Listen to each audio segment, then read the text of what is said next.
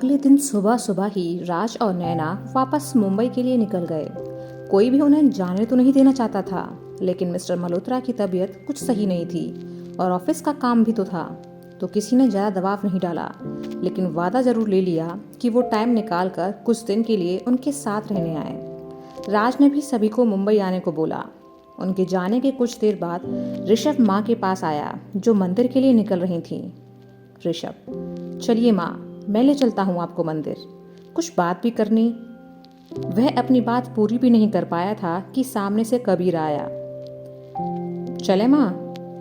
माँ असमंजस में दोनों को देखने लगी। यह देख कबीर और ऋषभ ने एक दूसरे को देखा और समझ गए कि वो दोनों ही माँ के साथ जाने का बोल रहे हैं। ऋषभ इस वक्त गंभीर था, तो कबीर समझ गया कि वह माँ से क्या बात करना चाहता है। ऋषभ उदास हो बोला, कोई बात नहीं, आप दोनों मंदिर हो आइए, मैं बाद में बात कर लूंगा। कहकर वह लौटने लगा, तो कबीर ने उसे जाने से रोका। गाड़ी में चल रहे हैं तीनों, तुझे जो बात करनी है रास्ते में कर लेना, या फिर मेरे सामने बात ही नहीं करनी तुझे। ऋषभ, नहीं यार, ऐसी तो कोई बात नहीं है, तुझसे भला मैं क्या कुछ छिपाऊंगा। राधा माँ, तो चलो फिर, वापस जल्दी भी लौटना है, क्योंकि हल्दी की रस्म भी करनी है। तीनों जल्दी से गाड़ी में जा बैठे। कबीर ड्राइविंग करने लगा और माँ ऋषभ पीछे बैठ गए थे। राधा माँ, बात क्या है ऋषु? ऋषभ, मैं सोच रहा था कि तेज को अपने दूसरे वाले घर ले जाऊं। उसका बड़ा मन है और मुझे भी काफी दिन हो गए थे, तो सोच रहा था कि हल्दी की रस्म होने के बाद हम निकल जाते हैं, कल तक वापस आ जाएंगे। राधा माँ, बात तो तेरी सही है, लेकिन शायद तुझे पता नहीं है कि हमारे यहाँ रिवाज है कि हल्दी होने के बाद घर से बाहर नहीं निकलते। तुम लोग आज नहीं जा सकते, शादी के बाद चले जाना, फिर भले ही कुछ दिन वहां रुक लेना। ऋषभ, शादी के बाद देव के घर भी तो रुकना है कुछ दिन, फिर यहाँ आपके साथ भी तो रहूंगा। इतने में हमारी छुट्टियां खत्म हो जाएंगी, पता नहीं आगे कब मौका मिले। जाने दो ना माँ। राधा माँ, बिल्कुल नहीं, जाना है तो शादी के बाद जाना, हल्दी के बाद जाना अपशकुन होता है, और अपने बच्चों के मामले में मैं अपनी तरफ से कोई लापरवाही नहीं करूंगी। ऋषभ ने कबीर की तरफ देखा, जो चुपचाप गाड़ी चला रहा था। कबीर यार, समझा ना माँ को कि शकुन अपशकुन कुछ नहीं होता। कबीर कुछ बोलने को हुआ कि राधा माँ ने कहा, ये क्या समझाएगा मुझे? माँ मैं हूं या ये? अपने किसी बच्चे के लिए लापरवाही नहीं करूंगी, मतलब नहीं करूंगी। उन दोनों की रास्ते भर मान मनोबल चलती रही। कुछ समय बाद कबीर ने गाड़ी रोक दी। मंदिर आ गया है। राधा माँ परेशान सी मंदिर के अंदर चली गईं। कबीर भी गाड़ी से निकल अंदर जाने को हुआ कि ऋषभ ने हाथ पकड़ रोक लिया और उसे एक तरफ ले गया। ऋषभ नाराज सा कबीर से बोला, तू कुछ बोला क्यों नहीं माँ से? कबीर मुस्कुरा दिया, अब तू कब से माँ से बहस कर रहा था, तब भी वो नहीं मानी, तो फिर मेरे कहने से भला कैसे मान जाती? ऋषभ, तू मजे ले रहा है ना, देख ले, मेरा भाई नहीं है। कबीर, बिल्कुल हूँ, मैं मजे नहीं ले रहा, लेकिन क्या करूँ, तुम दोनों ही इस वक्त सही हो। माँ का डर अपनी जगह सही है और तेरी इच्छा भी सही है। ऋषभ, तो फिर? कबीर, अच्छा परेशान मत हो, मैं बात करूंगा माँ से, लेकिन माँ मानेंगी या नहीं ये मैं नहीं कह सकता। एक बार शांति से पूजा कर लेते हैं, उसके बाद बात करेंगे। ऋषभ खुश होते हुए बोला, तेरी बात आज तक कोई टाल सका है? मुझे पूरा भरोसा है कि अगर तू बात करेगा तो माँ पक्का हाँ बोलेंगी। दोनों मंदिर के अंदर चले गए। कुछ देर बाद जब तीनों माँ बेटे मंदिर से बाहर निकले, तो राधा माँ कबीर के साइड में बैठ गईं। पीछे बैठे ऋषभ ने कबीर को इशारा किया। कबीर, माँ मैं कह रहा था कि। राधा माँ, खबरदार, जो तूने इसकी पैरवी की तो हर बार अपनी शहद जैसी मीठी बातों में उलझा लेता है सभी को, इसलिए इस बार मैं तेरी बात सुनूंगी ही नहीं। कबीर को डांट पड़ती देख ऋषभ हंस पड़ा। कबीर ने पीछे मुड़कर उसे गुस्से से खा जाने वाली नजरों से देखा, तो ऋषभ ने मुंह पर उंगली रख ली। कबीर वापस सीधे हो माँ की तरफ देखा और उनका हाथ थाम कर सधे लहजे में बोला, माँ जाने दो ना ऋषु को, इसका बड़ा मन है। रही बात अपशकुन की, तो यह सब सुनने सुनाने की बात है। मन अगर सच्चा हो और इरादे नेक हों तो कोई कुछ नहीं बिगाड़ सकता।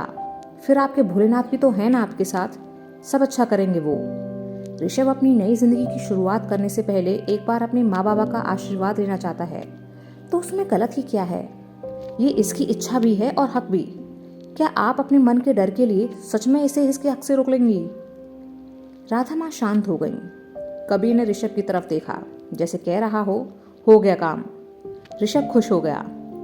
राधा माँ सोचते हुए बोली, ठीक है, मुझे अपने महादेव पर और तुझ पर पूरा भरोसा है। अगर तुम दोनों इस ऋषभ के साथ हो तो इसका कोई कुछ नहीं बिगाड़ सकता। तू इन दोनों को लेकर जाना और जल्दी ही लौट आना। कबीर, मैं जाकर क्या करूँगा वहाँ? ऋषभ और राधा माँ चौंकी। ऋषभ, तूने ही तो कहा था एक बार कि जब मैं घर जाऊंगा तो तू भी मेरे साथ चलेगा, अब क्यों मना कर रहा है? कबीर हल्के से मुस्कुराया। हाँ कहा था, लेकिन जब मैंने कहा था तब तू अकेला था, तेरा ख्याल रखने वाला कोई नहीं था। अब तेरी तेज है ना, तो मेरा क्या काम है? तुम दोनों एक दूसरे का अच्छे से ख्याल रख सकते हो।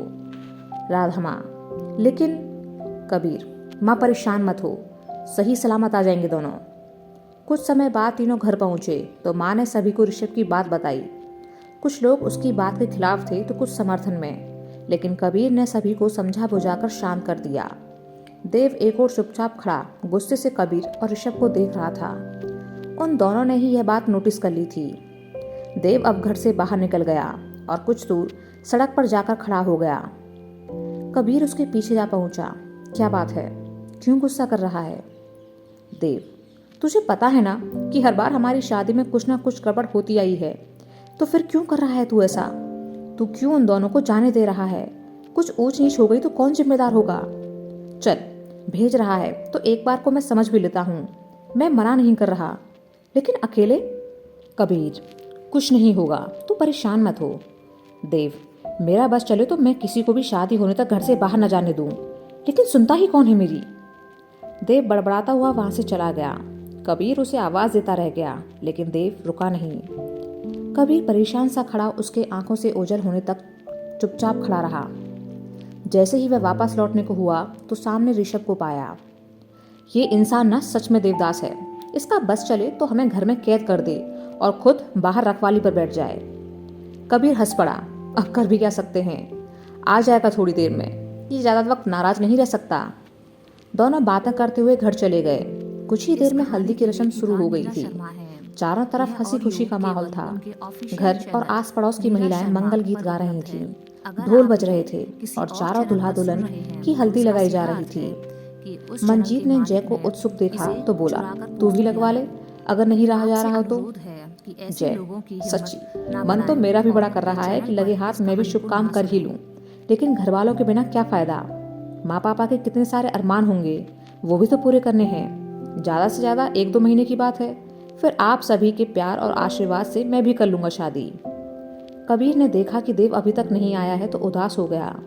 ऋषभ भी बार बार देव को ही देख रहा था। इतने में तारा मौली कबीर के पास आई और देव के बारे में पूछने लगी।